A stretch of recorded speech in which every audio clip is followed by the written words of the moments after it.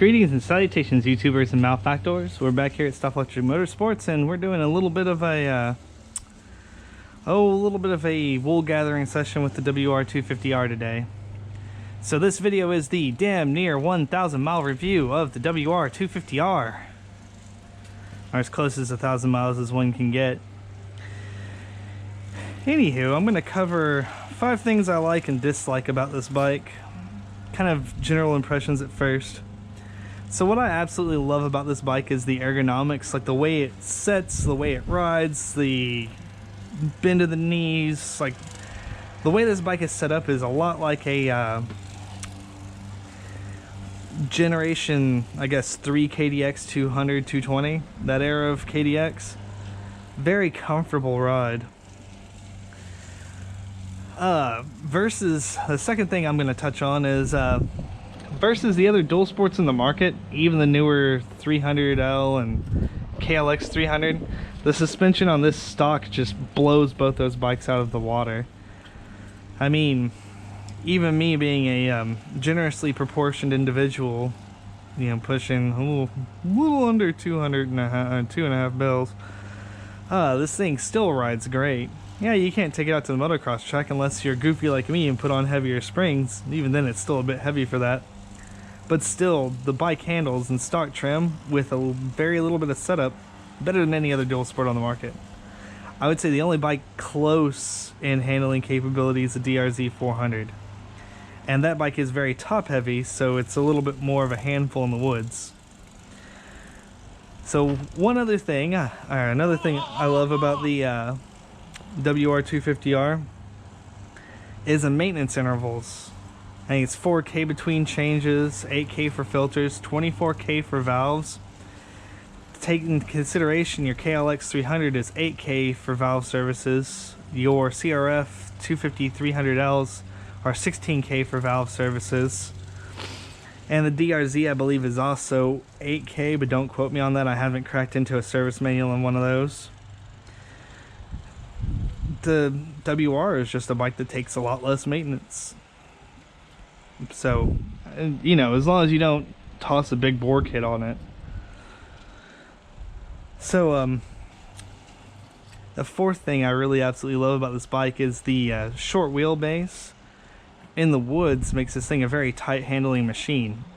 Even versus my WR400F that I had, and the CRF 250L, the DR650, and the RM125, I turn a 2-minute faster lap on this bike than all of the above at the Spoke 7-mile loop, which is absolutely insane. The thing, it's like a mild-mannered dual sport bike, but this thing really just gets up and goes. Another thing, if you're a owner of this bike and you have a slightly weak left hand, the clutch is an incredibly light pull compared to most other bikes. And I mean, really, it's a one-finger clutch. So take that for what it is. The DR650, on the other hand, you know, this is pretty light clutch. The second lightest clutch, still about twice as hard as this clutch. So for every Dr. Jekyll, there's a Mr. Hyde to the bike. So one of the things that I praise it for having the short wheelbase in the woods, when you have the short wheelbase on the highway, you can get over 70 miles an hour. This thing is so twitchy, it's unnerving to ride. I mean, it's like really unnerving. It just feels so twitchy with this short wheelbase.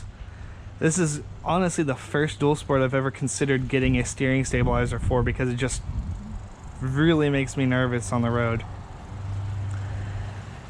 Number 2 is, since the bike's been discontinued, parts are getting a little hard to find on it.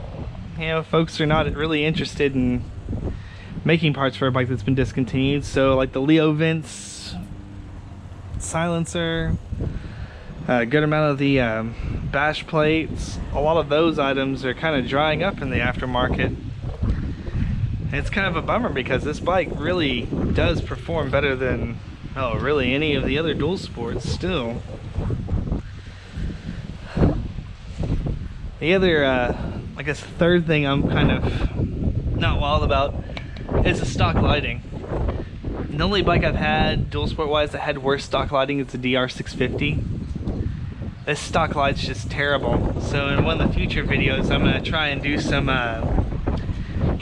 LED bulbs in there, see if I can improve my fortunes. If not, we might use these nice sturdy steel reflector mounts and put on some auxiliary lighting. We'll see where we go with that.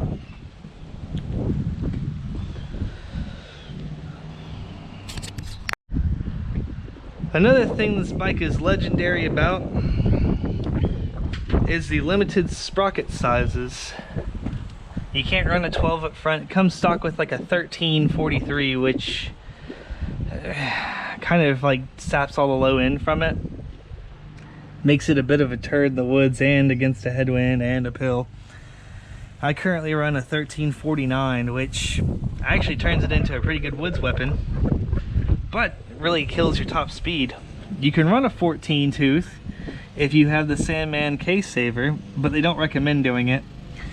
And these bikes are kind of legendary for chewing up swing arm pads, so I'm barely putting any wear in this, but you really need to keep an eye on this because chain will wear through this swing arm guard nice and quick, and you'll end up chewing through a swing arm. It's well noted with these bikes, so yeah, that's kind of one of the downsides about owning the WR.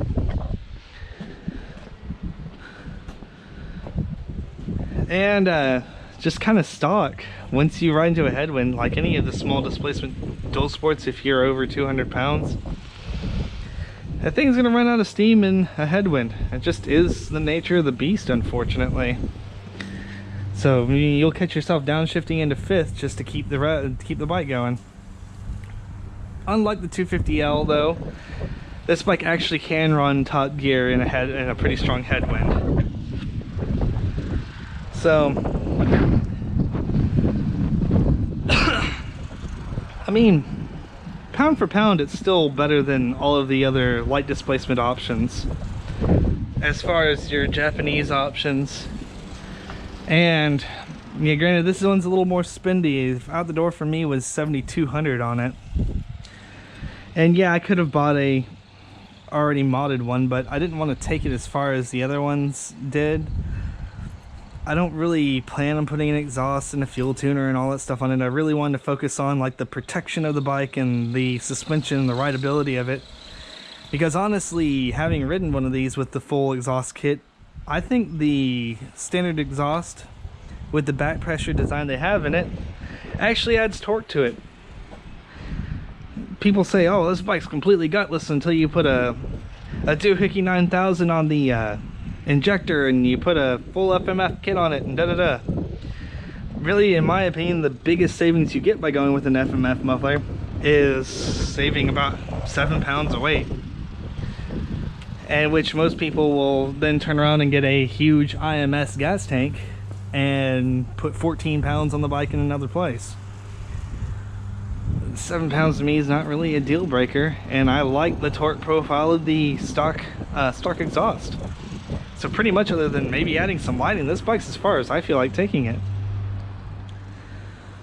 That being said, that's just kind of some initial impressions of the WR250R. And it's a real shame that Yamaha doesn't make this bike anymore, because they're really missing out in this segment. And even this bike still hangs with the 300s. They'd be well served to try and at least service this market again. You know, WR300 or 350, even a 450R, if you can get the maintenance intervals even half as good as this bike, would still blow the 450L out of water with the 600 mile oil changes and 1,000 mile valves on it and 6,000 mile top ends. I mean, that's kind of the unicorn everyone's looking for.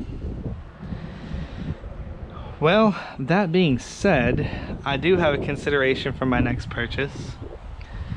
There's a, in my opinion, kind of the unused segment that everyone's clamoring for and nobody pays attention to in any of the manufacturers is the rally market. So I have my eye on a GPX Moto 450R Rally whenever that comes out. So maybe if I'm in a slightly better place in life, I might make that the second bike and continue this bike. Maybe even do some, maybe I'll really focus on stripping the weight down and trying to get it more dirt worthy. But honestly, I could easily race hair scrambles on this thing all day long. It's not a problem. This thing is a joy to ride in the trails. Well, that's enough wool gathering for now. If you like this content, like and subscribe. If you don't, feel free to criticize me harshly in the comments. Whip me, beat me, make me write hot checks. And I'll see you guys soon.